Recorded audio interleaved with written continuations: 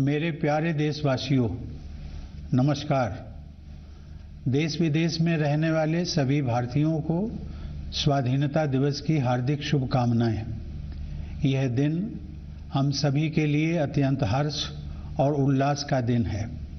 इस वर्ष के स्वाधीनता दिवस का विशेष महत्व है क्योंकि इसी वर्ष से हम सब अपनी आज़ादी की 75वीं वर्षगांठ के उपलक्ष्य में आज़ादी का अमृत महोत्सव मना रहे हैं। इस ऐतिहासिक अवसर पर आप सभी को बहुत बहुत बधाई। स्वाधीनता दिवस हमारे लिए पराधीनता से मुक्ति का त्यौहार है। कई पीढ़ियों के ज्ञात और अज्ञात स्वतंत्रता सेनानियों के संघर्ष से हमारी आज़ादी का सपना साकार हुआ था। उन सभी ने त्याग व बलिदान के अनूठे उदाहरण प्रस्तुत किए। उनके शौर्य और पराक्रम के बल पर ही आज हम और आप आज़ादी की सांस ले रहे हैं। मैं उन सभी अमर सेनानियों की पावन स्मृति को श्रद्धापूर्वक नमन करता हूँ। अनेक देशों की तरह हमारे राष्ट्र को भी विदेशी हुकूमत के दौरान बहुत अन्याय और अत्याचार सहने पड़े, परंतु भारत की विशेषता यह थी कि गांधी जी के नेतृत्व में हमारा स्वाधीनता आंदोलन सत्य और अहिंसा के सिद्धांतों पर आधारित रहा।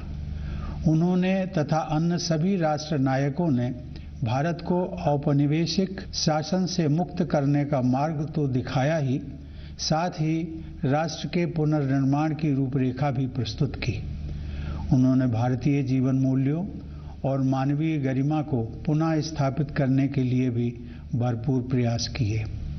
अपने गणतंत्र की विगत 75 वर्षों की यात्रा पर जब हम नज़र डालते हैं तो हमें यह गर्व होता है कि हमने प्रगति पथ पर काफ़ी लंबी दूरी तय कर ली है। गांधी जी ने हमें यह सिखाया है कि गलत दिशा में तेजी से कदम बढ़ाने से अच्छा है कि सही दिशा में धीरे ही सही लेकिन सधे हुए कदमों से आगे बढ़ा जाए। अनेक परंपराओं से समृद्ध भारत के सबसे बड़े और जीवंत लोकतंत्र की अद्भुत सफलता को विश्व समुदाय सम्मान के साथ देखता है। प्यारे देशवासियों, हाल ही में संपन्न टोक्यो ओलंपिक में हमारे खिलाड़ियों ने अपने शानदार प्रदर्शन से देश का गौरव बढ़ाया है। भारत ने ओलंपिक खेलों में अपनी भागीदारी के 121 वर्षों में सबसे अधिक मेडल जीतने का इतिहास रचा है। हमारी बेटियों ने अनेक बाधाओं को पार करते हुए खेल के मैदानों में विश्व स्तर की उत्कृष्टता हासिल की है। खेल कूद के साथ साथ जीवन के हर क्षेत्र में महिलाओं की भागीदारी और सफलता में युगांतरकारी परिवर्तन हो रहे हैं। उच्च शिक्षण संस्थानों से लेकर सशस्त्र बलों तक, प्रयोगशालाओं से लेकर खेल के मैदानों तक हमारी बेटियां अपनी अलग पहचान बना रही हैं। बेटियों की इस सफलता में मुझे भविष्य के विकसित भारत की झलक दिखाई देती है। मैं हर माता पिता से आग्रह करता हूं कि वे ऐसी होनहार बेटियों के परिवारों से शिक्षा लें और अपनी बेटियों को भी आगे बढ़ने के अवसर प्रदान करें। पिछले साल की तरह महामारी के कारण इस वर्ष भी स्वतंत्रता दिवस समारोह बड़े पैमाने पर नहीं मनाए जा सकेंगे, लेकिन हम सबके हृदय में हरदम भरपूर उत्साह बना हुआ है। हालांकि महामारी की तीव्रता में कमी आई है, लेकिन कोरोना वायरस का प्रभाव अभी समाप्त नहीं हुआ है। इस वर्ष आई महामारी की दूसरी लहर के विनाशकारी प्रभाव से हम अभी तक उबर नहीं पाए हैं। पिछले वर्ष सभी लोगों के असाधारण प्रयासों के बल पर हम संक्रमण के प्रसार पर काबू पाने में सफल रहे थे। हमारे वैज्ञानिकों ने बहुत ही कम समय में वैक्सीन तैयार करने का कठिन काम संपन्न कर लिया। इसलिए इस वर्ष के आरंभ में हम सब विश्वास से भरे हुए थे, क्योंकि हमने इतिहास का सबसे बड़ा टीकाकरण अभियान शुरू कर दिया था। फिर भी कोरोना वायरस के नए रूपों और अन्य अप्रत्याशित कारणों के परिणाम स्वरूप हमें दूसरी लहर का भयावह प्रकोप झेलना पड़ा। मुझे इस बात का गहरा दुख है कि दूसरी लहर में बहुतेरे लोगों की प्राण रक्षा नहीं की जा सकी और बहुत से लोगों को भारी कष्ट सहने पड़े। यह अभूतपूर्व संकट का समय था। मैं पूरे देश की ओर से आप सभी पीड़ित परिवारों के दुख में बराबर का भागीदार हूं। यह वायरस एक अदृश्य व शक्तिशाली शत्रु है जिसका विज्ञान द्वारा सराहनीय गति के साथ सामना किया जा रहा है। हमें इस बात का संतोष है कि इस महामारी में हमने जितने लोगों की जानें गंवाई हैं उससे अधिक लोगों की प्राण रक्षा कर सके हैं। एक बार फिर हम अपने सामूहिक संकल्प के बल पर ही दूसरी लहर में कमी देख पा रहे हैं। हर तरह के जोखिम उठाते हुए हमारे डॉक्टरों, नर्सों, स्वास्थ्य कर्मियों, प्रशासकों और अन्य कोरोना योद्धाओं के प्रयासों से कोरोना की दूसरी लहर पर काबू पाया जा रहा है। कोविड की दूसरी लहर से हमारी सार्वजनिक स्वास्थ्य सेवाओं के बुनियादी ढांचे पर बहुत दबाव पड़ा है। सच तो यह है कि विकसित अर्थव्यवस्थाओं समेत किसी भी देश का बुनियादी ढांचा इस विकराल संकट का सामना करने में समर्थ सिद्ध नहीं हुआ। हमने स्वास्थ्य व्यवस्था को मजबूत बनाने के लिए युद्ध स्तर पर प्रयास किए। देश के नेतृत्व ने इस चुनौती का डटकर सामना किया। केंद्र सरकार के प्रयासों के साथ साथ राज्य सरकारों, निजी क्षेत्र की स्वास्थ्य सुविधाओं, गैर सरकारी संगठनों तथा अन्य समूहों ने सक्रिय योगदान किया। इस असाधारण अभियान में कई देशों ने उदारता से अनिवार्य वस्तुएं उसी तरह साझा की जैसे भारत ने बहुत से देशों को दवाइयां, उपकरण और वैक्सीन उपलब्ध कराई थी। इस सहायता के लिए मैं विश्व समुदाय का आभार प्रकट करता हूं। इन सभी प्रयासों के परिणाम स्वरूप काफी हद तक सामान्य स्थिति बहाल हो गई है और अब हमारे अधिकांश देशवासी राहत की सांस ले रहे हैं। अब तक के अनुभव से यही सीख मिली है कि अभी हम सबको लगातार सावधानी बरतने की जरूरत है।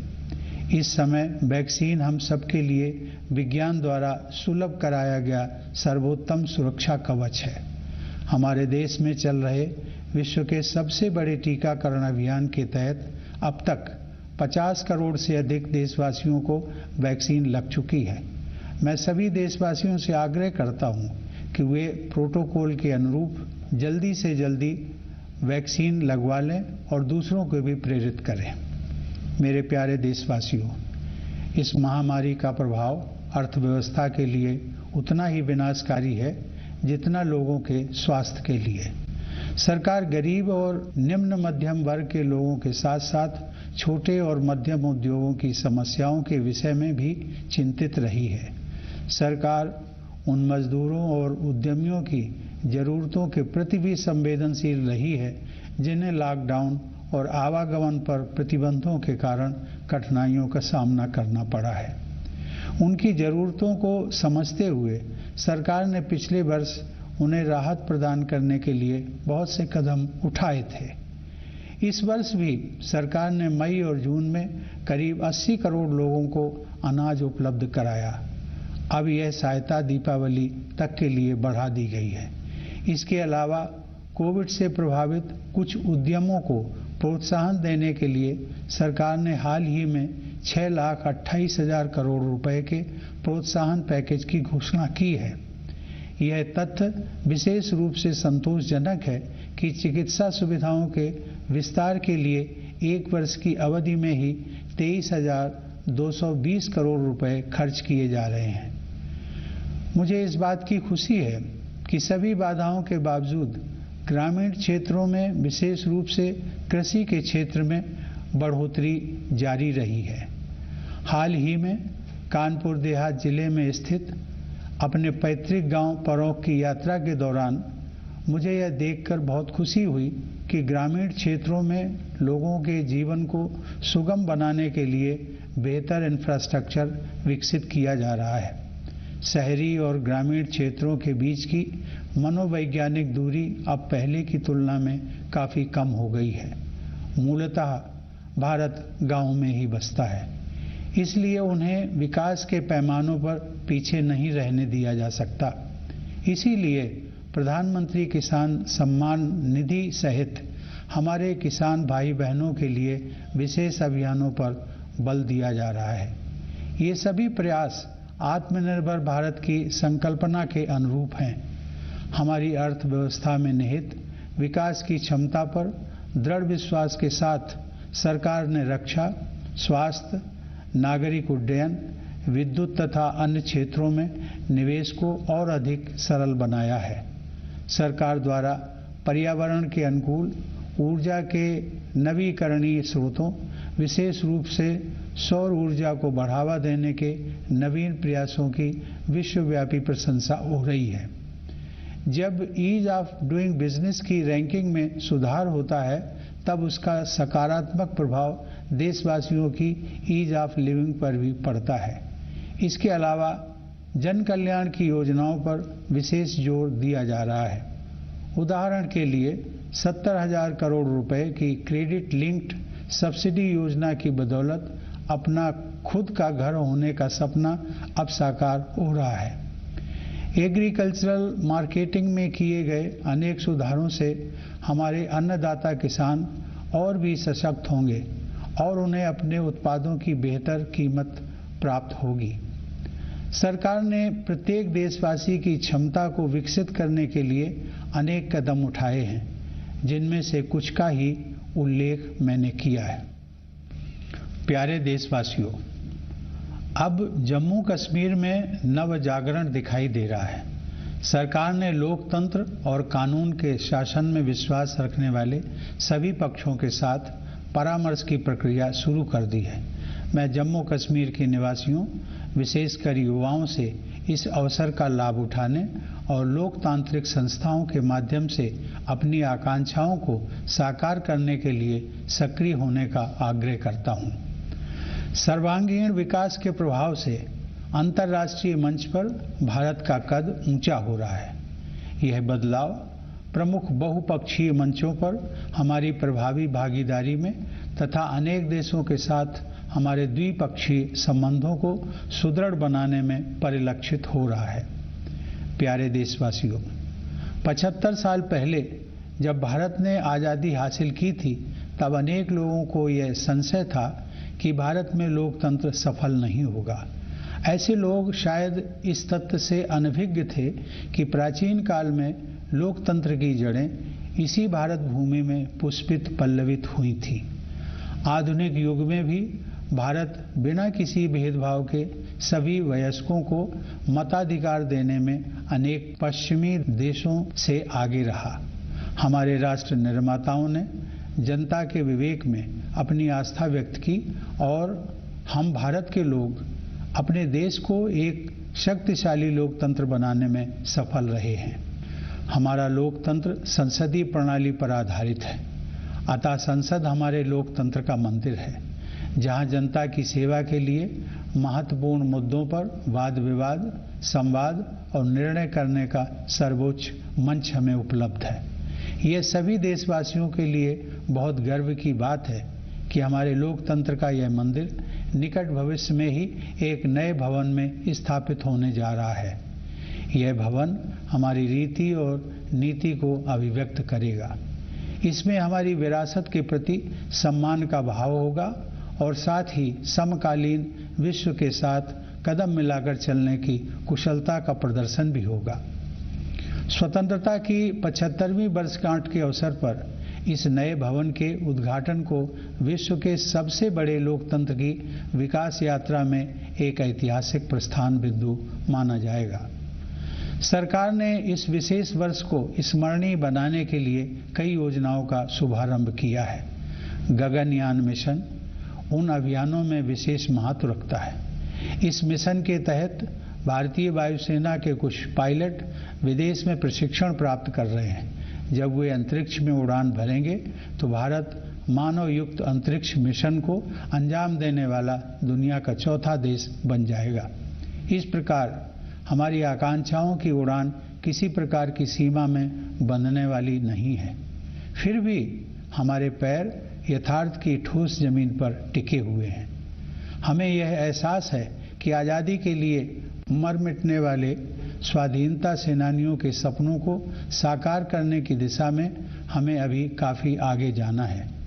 वे सपने हमारे संविधान में न्याय, स्वतंत्रता, समता और बंधुता इन 4 सार गर्भित शब्दों द्वारा स्पष्ट रूप से समाहित किए गए हैं।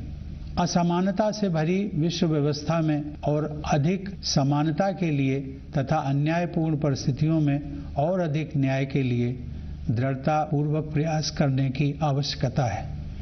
न्याय की अवधारणा बहुत व्यापक हो गई है, जिसमें आर्थिक और पर्यावरण से जुड़ा न्याय भी शामिल है। आगे की राह बहुत आसान नहीं है। हमें कई जटिल और कठिन पड़ाव पार करने होंगे, लेकिन हम सबको असाधारण मार्गदर्शन उपलब्ध है। यह मार्गदर्शन विभिन्न स्रोतों से हमें मिलता है। सदियों पहले के ऋषि मुनियों से लेकर आधुनिक युग के संतों और राष्ट्र नायकों तक हमारे मार्गदर्शकों की अत्यंत समृद्ध परंपरा की शक्ति हमारे पास है। अनेकता में एकता की भावना के बल पर हम दृढ़ता से एक राष्ट्र के रूप में आगे बढ़ रहे हैं। विरासत में मिली हमारे पूर्वजों की जीवन दृष्टि इस सदी में न केवल हमारे लिए बल्कि पूरे विश्व के लिए सहायक सिद्ध होगी। आधुनिक औद्योगिक सभ्यता ने मानव जाति के सम्मुख गंभीर चुनौतियां खड़ी कर दी हैं। समुद्रों का जल स्तर बढ़ रहा है, ग्लेशियर पिघल रहे हैं और पृथ्वी के तापमान में वृद्धि हो रही है। इस प्रकार जलवायु परिवर्तन की समस्या हमारे जीवन को प्रभावित कर रही है। हमारे लिए गर्व की बात है कि भारत ने न केवल पेरिस जलवायु समझौते का पालन किया है, बल्कि जलवायु की रक्षा के लिए तय की गई प्रतिबद्धता से भी अधिक योगदान कर रहा है। फिर भी मानवता को विश्व स्तर पर अपने तौर तरीके बदलने की सख्त जरूरत है। इसीलिए भारतीय ज्ञान परंपरा की ओर दुनिया का रुझान बढ़ता जा रहा है। ऐसी ज्ञान परंपरा जो वेदों और उपनिषदों के रचनाकारों द्वारा निर्मित की गई, रामायण और महाभारत में वर्णित की गई, भगवान महावीर, भगवान बुद्ध तथा गुरु नानक द्वारा प्रसारित की गई और महात्मा गांधी जैसे लोगों के जीवन में परिलक्षित हुई। गांधी जी ने कहा था कि प्रकृति के अनुरूप जीने की कला सीखने के लिए प्रयास करना पड़ता है, लेकिन एक बार जब आप नदियों और पहाड़ों, पशुओं और पक्षियों के साथ संबंध बना लेते हैं तो प्रकृति अपने रहस्यों को आपके सामने प्रकट कर देती है। आइए हम संकल्प लें कि गांधी जी के इस संदेश को आत्मसात करेंगे और जिस भारत भूमि पर हम रहते हैं उसके पर्यावरण के संरक्षण के लिए त्याग भी करेंगे। हमारे स्वतंत्रता सेनानियों में देश प्रेम और त्याग की भावना सर्वोपरि थी। उन्होंने अपने हितों की चिंता न करते हुए हर प्रकार की चुनौतियों का सामना किया। मैंने देखा है कि कोरोना के संकट का सामना करने में भी लाखों लोगों ने अपनी परवाह न करते हुए मानवता के प्रति निस्वार्थ भाव से दूसरों के स्वास्थ्य और प्राणों की रक्षा के लिए भारी जोखिम उठाए हैं। ऐसे सभी कोविड योद्धाओं की मैं हृदय से सराहना करता हूँ। अनेक कोविड योद्धाओं को अपनी जान भी गंवानी पड़ी है। मैं उन सब की स्मृति को नमन करता हूँ। हाल ही में कारगिल विजय दिवस के उपलक्ष्य में मैं लद्दाख स्थित कारगिल युद्ध स्मारक द्रास में अपने बहादुर जवानों को श्रद्धांजलि देने के लिए जाना चाहता था, लेकिन रास्ते में मौसम खराब हो जाने की वजह से मेरा उस स्मारक तक जाना संभव नहीं हो पाया। वीर सैनिकों के सम्मान में उस दिन मैंने बारामूला में डैगर वार मेमोरियल पर शहीदों को श्रद्धांजलि अर्पित की। वह मेमोरियल उन सभी सैनिकों की स्मृति में बनाया गया है जिन्होंने अपने कर्तव्य पथ पर सर्वोच्च बलिदान दिया है। उन जाबाज योद्धाओं की वीरता और त्याग की सराहना करते हुए मैंने देखा कि उस युद्ध स्मारक में एक आदर्श वाक्य अंकित है, मेरा हर काम देश के नाम। यह आदर्श वाक्य हम सभी देशवासियों को मंत्र के रूप में आत्मसात कर लेना चाहिए तथा राष्ट्र के विकास के लिए पूरी निष्ठा व समर्पण से कार्य करना चाहिए। मैं चाहूँगा कि राष्ट्र और समाज के हित को सर्वोपरि रखने की इसी भावना के साथ हम सभी देशवासी भारत को प्रगति के पथ पर आगे ले जाने के लिए एकजुट हो जाएं। मेरे प्यारे देशवासियों, मैं विशेष रूप से भारतीय सशस्त्र बलों के वीर जवानों की सराहना करता हूं, जिन्होंने हमारी स्वतंत्रता की रक्षा की है और आवश्यकता पड़ने पर साहस बलिदान भी दिया है। मैं सभी प्रवासी भारतीयों की भी प्रशंसा करता हूं। उन्होंने जिस देश में भी घर बसाया है, वहां अपनी मातृभूमि की छवि को उज्जवल बनाए रखा है। मैं एक बार फिर आप सभी को भारत के 75वें स्वतंत्रता दिवस की पूर्व संध्या पर बधाई देता हूं। यह वर्षगांठ मनाते हुए मेरा हृदय सहज ही आज़ादी के शताब्दी वर्ष 2047 के सशक्त, समृद्ध और शांतिपूर्ण भारत की परिकल्पना से भरा हुआ है। मैं यह मंगल कामना करता हूं कि हमारे सभी देशवासी कोविड महामारी के प्रकोप से मुक्त हों तथा सुख और समृद्धि के मार्ग पर आगे बढ़ें। एक बार पुनः आप सभी को मेरी शुभकामनाएं। धन्यवाद। जय हिंद।